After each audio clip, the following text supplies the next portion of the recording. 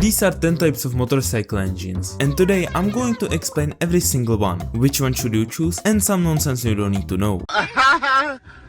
From the simplest one that refuses to die, to the one that sounds like pure violence. The weird stuff nobody should have made in the first place.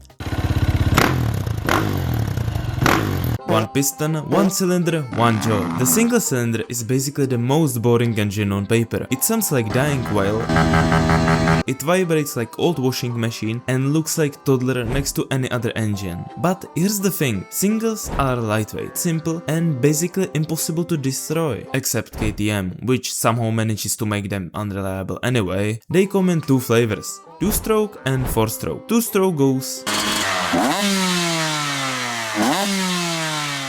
4-stroke goes.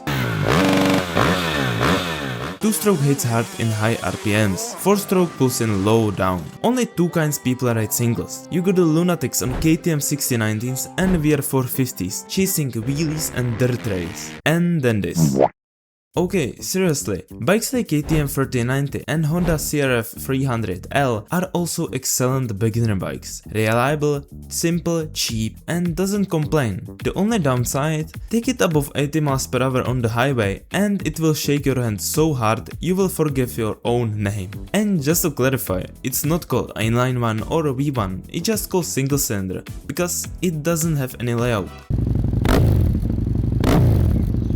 Two cylinders sitting side by side, also called Inline-2 because the cylinders are inline, simple enough. It's smooth enough for long rides, punchy enough for back roads, light enough to actually maneuver and cheap enough that you won't cry when you drop it. The Honda Africa Twin and Yamaha MT-07. These are everyday bikes, the ones that actually make sense. Nobody brags about their parallel twin at the gas station. Nobody wears a leather jacket because of their parallel twin. But at the end of the day, the parallel twin is statistically the most rational engine ever made, for someone who actually wants to ride and not just look at their bike in the garage. It's the 7 out of 10 engine. Not the prettiest date, but it shows up, it's reliable and it always gets you home.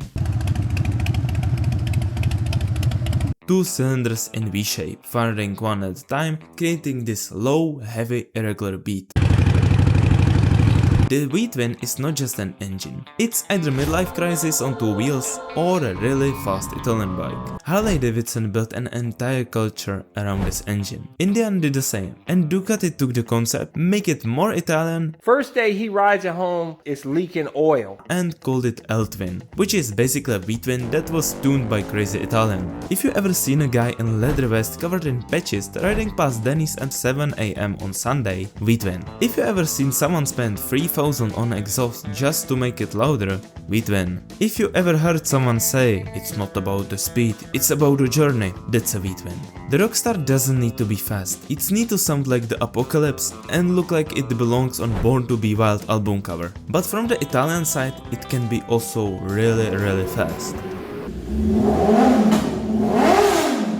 4 cylinders in a row, spinning to 15,000 RPM, making the noise somewhere between Formula 1 car and swarm of very angry hornets. This is the sport bike engine, the Japanese perfection engine, the Yamaha R1, the Honda CBR 1000RR, the Kawasaki ZX-10R. These machines don't make sense on public roads. They're too fast, too aggressive, and too loud. And yet, here we are. The Inline-4 doesn't care about your commute. It wants to be at 10,000 RPM on a racetrack with someone chasing it and failing.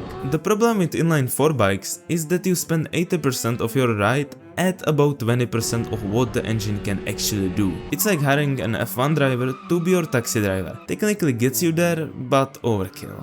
But when you do twist that throttle, nothing else on two wheels comes close. 0 to 60 in under 3 seconds, the kind of acceleration that makes your vision go blurry. And that's exactly why people love it. Also, there is Inline-3, which is basically a little Inline-4 awkward sibling. Now, engineers looked at the Inline-4 and thought, let's make it harder to build, harder to maintain, and way more expensive. That's a V4. 4 cylinders in V formation. Narrower than Inline-4, more complex than a V-twin. It sounds like neither. The V4 has its own sound. higher pitch than a V-twin, more layered than Inline-4, more interesting than pretty much anything else. Ducati Panigale V4, this bike is absolutely insane, but on the maintenance side too. Aprilia RS-V4, Honda VFR 800, these are not everyday bikes, these are special occasion bikes, birthday bikes, midlife crisis bikes, bikes you buy when you already tried everything else and need to feel something again. The V4 doesn't make your life better in any practical way, but it makes your life more interesting, and sometimes that's enough. Also, they are really expensive, but is it worth it? Yes. The Boxer engine is weird. Two cylinders sticking out sideways from the frame, horizontally opposed. Looks like some kind of yoga exercise the engine has been doing since 1923. BMW invented this layout, and they've been doing it for over 100 years. And honestly, it kinda works. The low center of gravity makes the bike incredibly stable. The natural air cooling means it runs forever, and the sound is unmistakable. BMW GS series, the most popular adventure bike in the history of motorcycles. Ewan McGregor rode one around the world, twice. And yes, it's mostly owned by uncles. It's not the flashiest thing in the parking lot, but it will take you from Alaska to Patagonia without complaining once. And it will look respectable the entire time. If Inline-4 was a formula, the Inline-6 is a formula.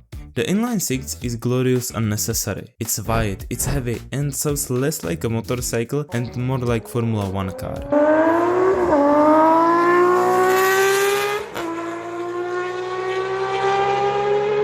Honda started this madness with CBX-1000 in the 70s, 6 chrome exhaust headers lined up next to each other. Kawasaki answered with the Z1300, which is so heavy it could probably qualify as a small car, and these days BMW make the K1600. Smooth as silk, powerful, and so wide it could basically refuse to fit between lanes in traffic. The Inline-6 is overkill, nobody needs it, everybody who hears one wants it. It's completely understandable. Just listen.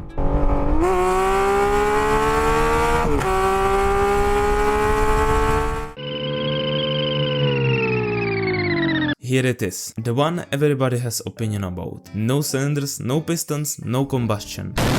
Just motor and battery and enormous amount of internet arguments. The electric motorcycle is fast, genuinely fast. 0 SRF does 0 in 60 in 3.5 seconds. Live wire. Yes, Harley makes an electric bike, and no, Harley guys are not happy about it. But here's the problem, range anxiety is real, charging infrastructure is still nowhere it needs to be, and most importantly, it's silent.